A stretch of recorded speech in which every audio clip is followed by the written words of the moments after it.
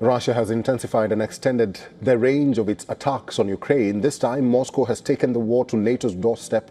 Air raid sirens blared from Lviv in the far west to the frontline cities in the east. Ukraine says the latest attack involved 50 missiles and nearly 500 drones. Multitudes of Russian drones swarmed the city of Lviv. These attacks are a significant escalation as the city is located just 50 kilometers away from Polish border. Local authorities say 4 people were killed and 6 others were injured in the latest Russian offensive. Russian strikes lit a massive fire in Ukraine's north. Firefighters were seen battling infernos triggered by a Russian strike on infrastructure facility in Chernihiv.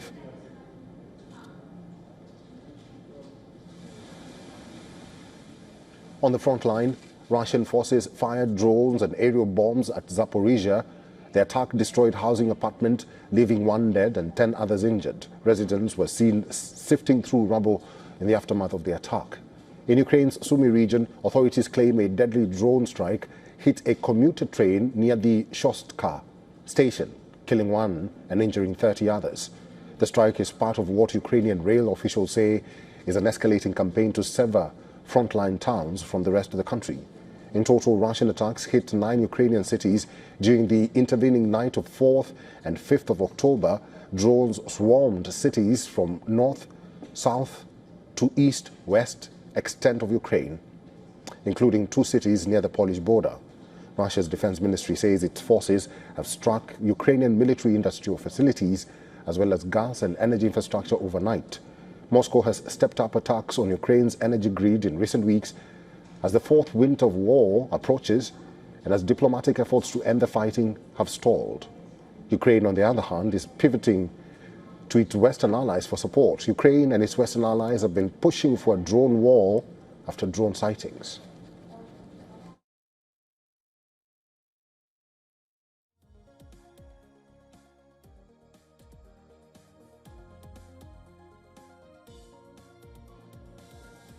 The next round of talks with NATO foreign ministers is scheduled for October 15th. The charter for U.S. applying Tomahawk missiles is also gaining momentum. U.S. Vice President J.D. Vance has earlier expressed that Donald Trump is considering the move. There are also reports of U.S. providing intelligence to Ukraine on conducting deep strikes inside Russia. But Moscow has issued a strong warning. President Putin has said that Ukraine getting Tomahawk will destroy Kremlin's relationship with the White House.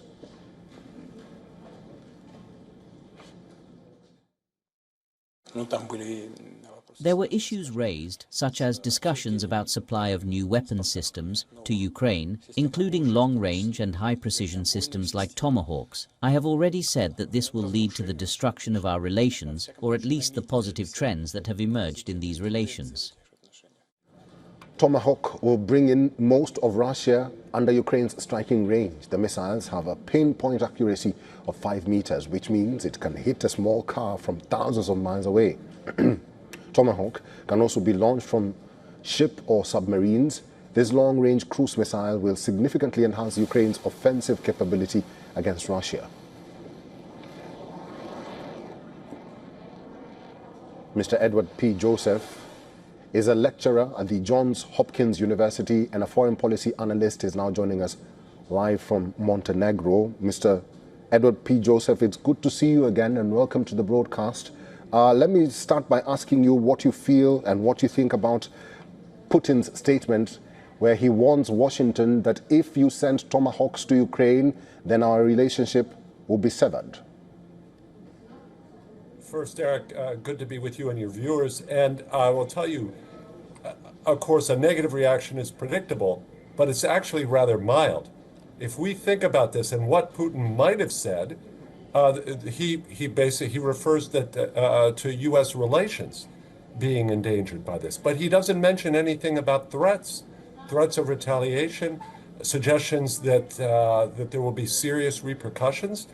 So if we put this in a wider context, it's actually rather mild, and for that reason, surprising and potentially encouraging to President Trump to see that when he follows through on his threats of mounting pressure on Russia, that it does have a positive effect. Please.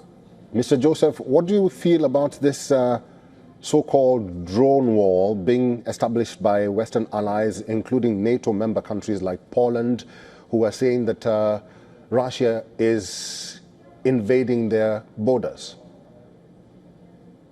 Well, the statements by the White House are much more significant than anything we hear from, for example, European Commission President von der Leyen or others in Europe. It's the United States that has the power. The drone wall, this is further indication of seriousness on the part and unity on the part of the U.S. NATO allies to protect their borders against these provocations, ones that you alluded to, the drones that entered Poland, the fighter jets that loitered and entered into Estonia, and the drones that went into Romania and other provocations, including those where you noted that are in western Ukraine near the border with Poland. So yes, it's good, the drone wall, this is another initiative, but what's even more important are the decisions by the Trump administration. First, this decision to provide, it's a decision already made, not one, it's one that Trump has signed off on, to provide Ukraine with intelligence, critical intelligence information that will help it identify targets within Russia, and then potentially providing, as your report also mentioned, the Tomahawk cruise missiles, in addition to already expanding the range that Ukraine is allowed to use with U.S. supplied weapons into Russia. So those are the most significant. And of course, what the European Union could do is follow through on Trump's encouragement for them to stop buying Russian energy products. Please. Mr. Joseph, finally and very quickly, I know that Russia has increased the escalation against Ukraine by using drones.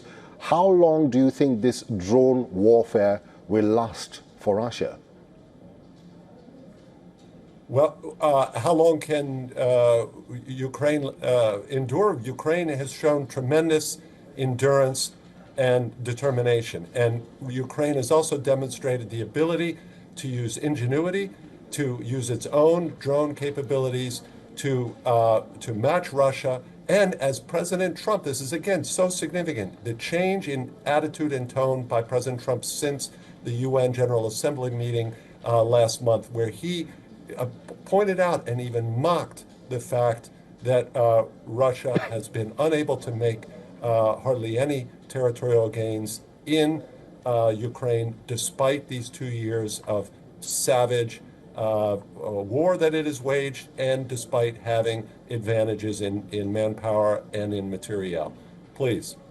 Mr. Joseph, it's good to see you. We'll have to end it there. Thank you for talking to us today. Thank you very much.